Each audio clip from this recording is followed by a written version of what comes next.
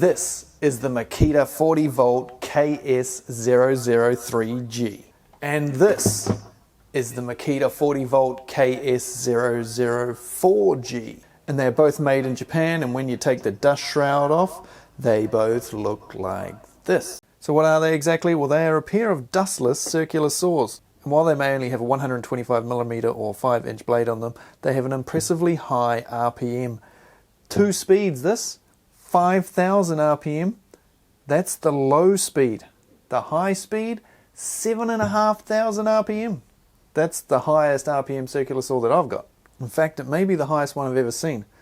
Apart from those knockoff Chinese ones, of course, that on AliExpress that do like 20,000 RPM. Yeah, right. They are also IP56 rated and have the most impressive base when it comes to reflectiveness in the world. Look, there's Mr. Tools and stuff talking away there. Needs a shave. It's just so reflective. I mean, look at that. Isn't that just so cool? It's going to be a shame to use this thing. Let's do a few close-up shots so you can get a good look at this thing.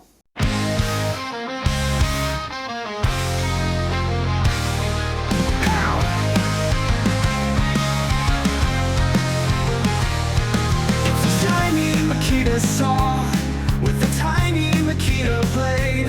It's a tiny, shiny, dustless Makita saw.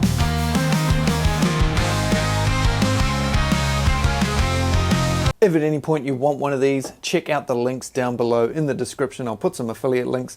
Just remember, if you want to buy one of these 125mm saws, whether it's one of these KS models or one of the HS models, they are pretty much only available in one part of the world, and that is Japan.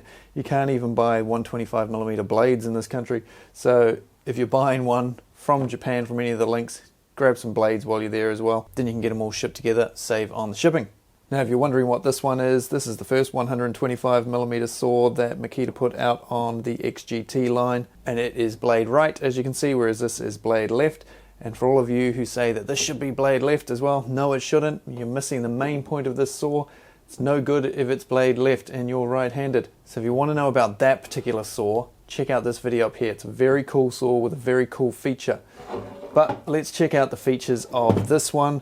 So it's not designed for like construction work. You're not going to be cutting through 4x2s and stuff with this particular tool because it's just not deep enough. This one here will cut up to 47mm, which is fine in this part of the world because our timber is about 45mm, our framing timber for houses, whereas this one will only cut to 40mm. So it's more designed for sheet goods and cabinetry and flooring, anything where you're working maybe in a finished house and you want to keep the dust down. As you can see, the blade is much higher up above the base than this one is. This one can get right down low. A little bit hard to tell on the camera there, but definitely getting that deeper cut with the HS version over the KS version. The KS versions are the dustless ones. There is 4 models, the 2 that I've got here, this one and this one. And the original K1 and K2 are blade on the other side. So they have the same dust ports basically, but the blades are like this. So they haven't made these with the blades on the other side yet, and there is a reason for that. But they have done both with these dustless ones. Things like MDF, chipboard, plywood, that's the sort of stuff you're going to be cutting with this. And I'm going to start with the one that's on here because this is more useful in my opinion. This one basically you just hook a hose straight up to for your vac. This one, in my opinion, not as useful as this one, but we'll see how we go. This is the KS003 version, and it's basically just a dust extraction that comes from the front of the saw where the chips come up, so that when you're cutting, your blade is coming up from the bottom, fires the chips up here. And they normally fire out here, and on a standard circular saw, they will travel around inside the guard and then get blown out the back here, like this one here. So it goes around and fires out here, but by the time it's got to that point, it can come out in lots of other places as well. As you can see, this saw is quite dusty. So this particular one is designed to catch it straight away and fire it up into your vac. thing is, that's all it does. This particular one looks like it might collect stuff, but it doesn't. It's not actually connected into this other compartment. It is blocked off in here. So it is just for connecting a hose to, which as you can see can go in all different angles. Whereas this one here, you can connect the hose directly to it, but it can fill all this up with dust as well. So the dust comes up into here, and you can use it without the vac, which is what I like about it, and or hopefully I like about it if it's any good. And it'll fill this up with dust, and then you can open up the back here and tip your dust out. Tippity, tippity, tippity, tip. Or with that on there, you can hook a vac straight onto it, like you would with this version. If you remove that bung, there's a place on the top there for the bung, which is nice. So you can bung that in there so you don't lose it. Bung the bung in there. Bung your hose on there, and away you go. So let's go find some MDF and see if it actually catches dust. Actually, instead of MDF, I'm gonna first straighten up this piece of ply, which has a rather wonky edge due to somebody trying to cut a straight line with a multi-tool. We've got the saw all set up here with a 55 tooth blade, fluorine coated. It's brand new blade, and we've got a 2.5 amp hour battery ready to go. And I'm going to freehand it, see if I can follow that line to straighten this up. The 125mm blades saws I find a little bit trickier to freehand, take it a little bit more practice and control, because there's not as much blade in the timber, so it's hard to keep it straight. The bigger the blade, the easier it is to cut a straight line. Anyway, let's give it a whirl. The main thing, of course, that we're looking for with this saw though isn't that it cuts a straight line, it's how much dust ends up in here and how much goes everywhere else. Another issue that I've just noticed, I went to sort of pull the guard up, not much of a handle on the guard, and it's sort of round underneath this, so it's a bit tricky to get up there if you wanted to freehand it. So I'll try without touching it. Oh, sounds nice. 7,000 RPM.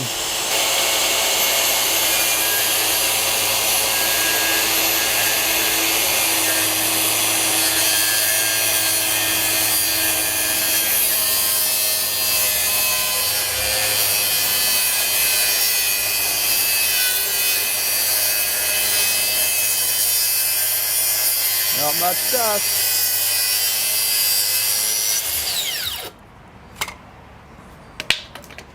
Okay, so first impressions on the dust side of things, pretty darn good. Took a little bit to overcome that guard at the beginning.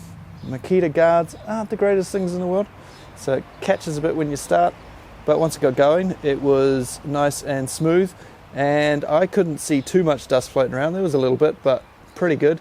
And as you can see, we've got a fair bit inside here. There's a lot just here. Let's tip that out and see how much it did collect, eh? Take the battery off so the safety police don't have a go at me. There's a text from Makita just came through. There we go.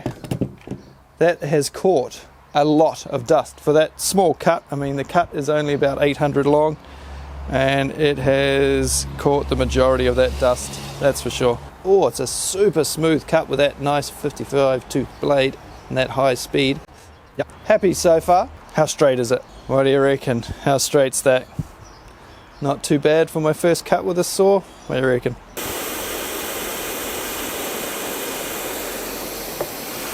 Now unfortunately I don't have any 18mm MDF to chop up, but I've got some 1/2 inch here or 12mm, so that'll have to do.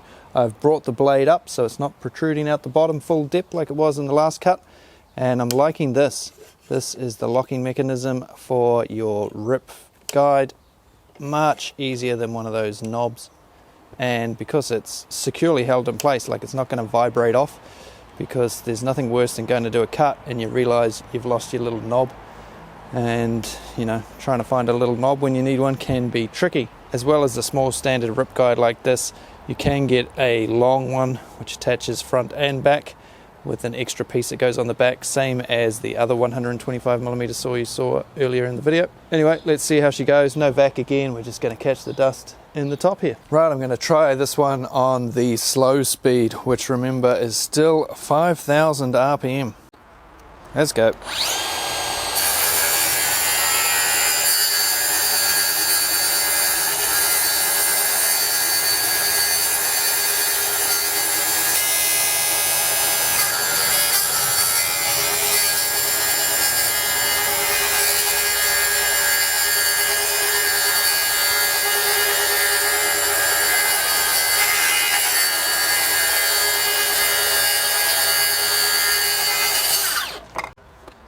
Now, as you can see, a little bit dusty. Much nicer, of course, than using it without anything. But a lot of dust got in there. With the plate being down lower, this is a little bit higher than it would be if we were up here. Not a huge difference, but did seem to make a difference with the dust. So if you were doing the same sort of cuts all the time, you could actually extend this. I don't see why you couldn't have it going all the way down to the base, as long as you weren't doing sort of bevel cuts, which may get in the way. Let's have a wee look. Take that out. Yeah, they've had to make it a bit smaller, I think, for the bevel cuts. If you were never doing bevel cuts, you could make your own little extension to that, even with a bit of tape. Might be enough just to catch a bit more dust. Although, as you can see, there is a fair bit of dust in there. So there's the bag all full of dust. But a bit of dust gotten about the place, but not bad considering no vac. If that was a standard circular saw, there would be a lot more dust going about the place. Bit like this.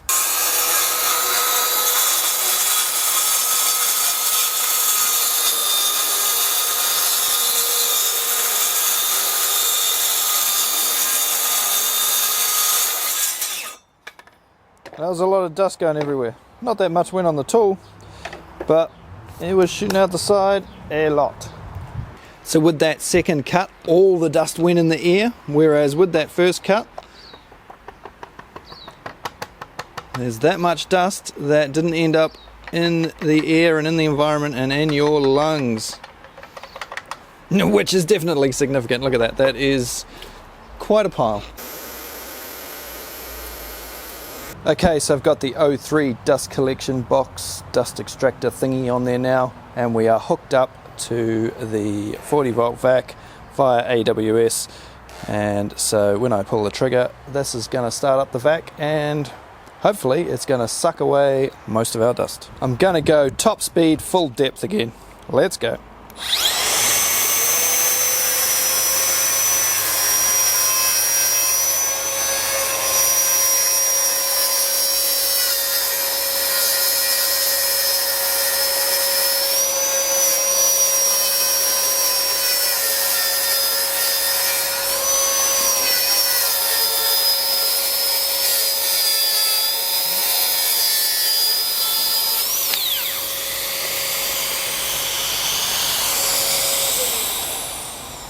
Well, I was pretty impressed with that. There was not a lot of dust coming out.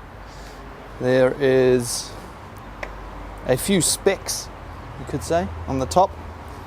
Just a few specks. I cleaned the tool down from the last cut, of course. And yeah, super impressed with that. Way less dust than you'd get with any other circular saw, which has the connection out the back and usually spews a bunch of dust out the front. Yeah, happy. Now these are called dustless saws, but are they completely dustless? Well, as you can see, no, they're not. They do get dusty. Pretty hard to eliminate all dust with any type of wood cutting saw, but this isn't too bad. Now they do make 18 volt versions of these, and they do make 14.4 volt versions as well. Maybe not quite as many and quite as good as the 40 volt, but whatever links I can find I will put down there. If you're on the LXT range and you want an LXT version, then have a look down there, see what I have found. The best way to use it to keep dust down was definitely this.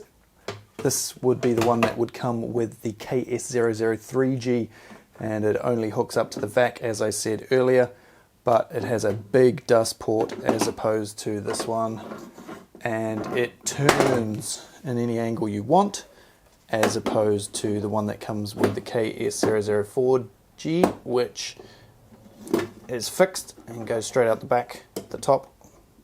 See, big diameter difference there. And I found that this just sucked up the dust way better than any other option. But of course this one is still probably my favorite because you don't need a vacuum at all. You're doing just a few cuts and you don't want to bother getting a vac out. You're just quickly running in and doing a job at a client's place, or you just can't be bothered hauling a vac around.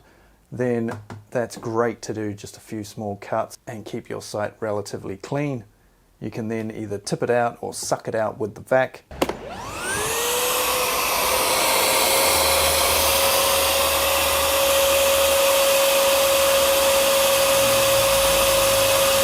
And if you do have the vac on site, you can hook up the vac all the time and you'll get just a little bit better extraction than you do without it.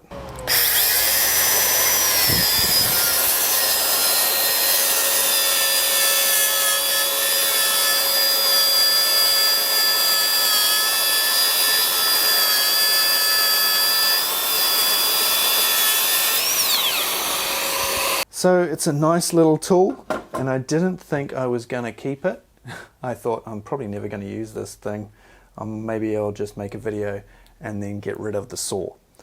Now usually I keep all the saws, but this one I thought maybe I'd get rid of. So that's why I taped the bottom to keep it all nice and shiny. You can see the tape has torn a bit in a few places as I've been using it. But I think I'll be taking that tape off and keeping this thing because it is a nice saw to use. I love that high speed. She's 5,000 is the lowest speed. I mean, come on.